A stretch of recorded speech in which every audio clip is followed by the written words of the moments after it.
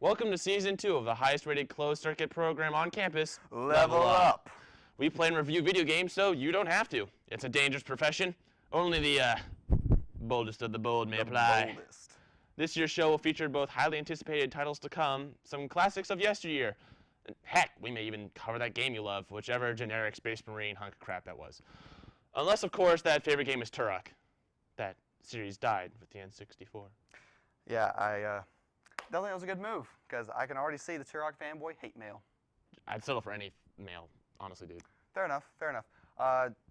But it doesn't matter because we are famous. We are internet famous, and I'm sure after this, the first episode of Season 2, our spam filters will be just filled to the very brim with ads for, like, Big Al's Comanche X Emporium. I love Big Al's Comanche X Emporium. Yeah, I thought you might. Today, we're going to have a look at Lost Planet 2.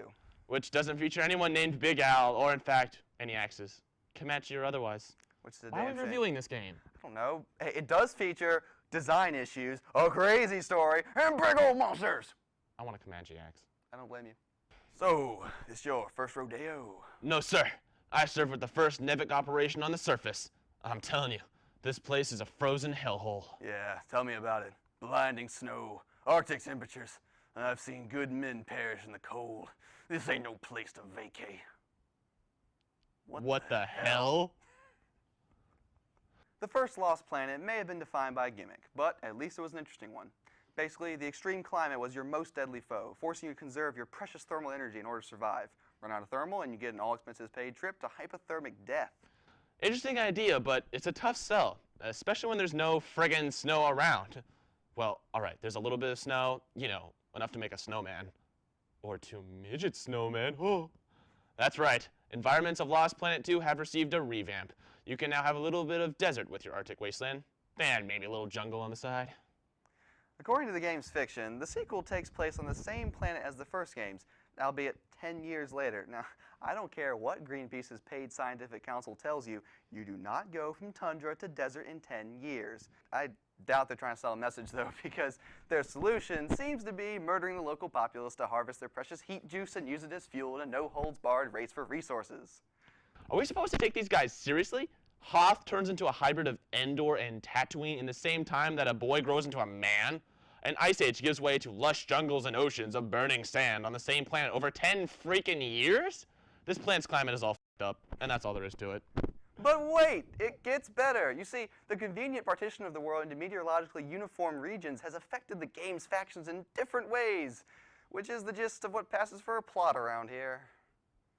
For much of the beginning of the game, you play as characters from the no longer aptly named faction, the Snow Pirates. This tribe consists of rebels rebelling against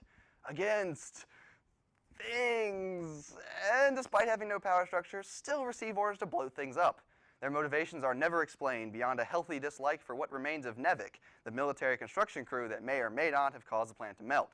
Meanwhile, ex-Nevik troops mount a coup against old Nevik soldiers and the scoundrels that call themselves New Nevik. New Nevik apparently wants to awaken the Overg Mama Alien, harvest its vast store of thermal energy, and presumably blast off into space, cackling as EDN-3 freezes over. Again. Solar energy tanks depleted. Emergency shutdown commencing. Damn. Looks like we're gonna have to be huffing it, Jim. It's a long trek back. Easily 50 miles, but together we can... Oh. Shit. I wish I had a tauntaun. Now let's try exploring this from the Acrid's point of view. The Acrid are a race of giant, lovable insectoid aliens whose only dream is to peacefully populate the planet of EDN-3. And, well, maybe eat a dude or two. Their bodies are almost entirely made up of orange icy hot gel, which was okay because they lived on an ice cube. One day, assholes from outer space come down with their spaceships and their machine guns, and in the first encounter with the Acrid, discover that their orange blood made for excellent fuel. Deciding to ignore any other possible natural resources the planet may have been hiding, the humans embarked on a campaign of repression, murder, pillaging, and basically just all around being douchebags. Look, this narrative is thinly contrived, incoherent horseshit, like any song by Breaking Benjamin. I love Breaking Benjamin! Shut up! Now, why are the Snow Pirates so protective of their godforsaken planet anyway? Because it's their home? It was a mistake to settle there. There's nothing of value, and it was still a hostile bitch even before parts of it went all steamy. And what does New Nevik even plan to do? Sell their illicitly gained stock of thermal energy to the highest bidder? Who the hell would buy it? Anyway, it doesn't matter, because you're just going to skip the cutscenes anyway. Be warned, they have completely random QuickTime events that carry little to no consequences for failure. Damn brick walls! The game feels like it needed another month or two of development, because large portions of it seem unfinished. Little things add up over time and overshadow its moments of actual action junkie brilliance. Little things like the insanity that ensues if you ever fired upon by turrets. Their bullets take priority over everything, so your attempts to steer yourself away, grapple, or any sort of action to the contrary leads to failure. It's like the game engine is very busy dealing with your rapidly dwindling health bar and doesn't have any time to accept input from you. Let's not forget the clumsiness that seems to permeate the game's design.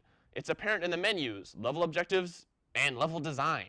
Okay, it might seem that we don't like this game. We don't. And while that's certainly true, it does have its moments.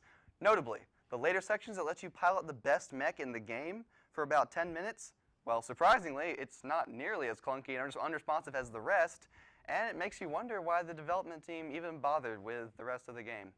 Ooh, also, the boss Acrid are breathtakingly colossal, and a blast to take down with some buddies the first time. It's really a shame because I was looking forward to killing some really big monsters with my friends in a stylish and satisfying fashion. This game ain't it, especially if you try to play split screen. Oh my god.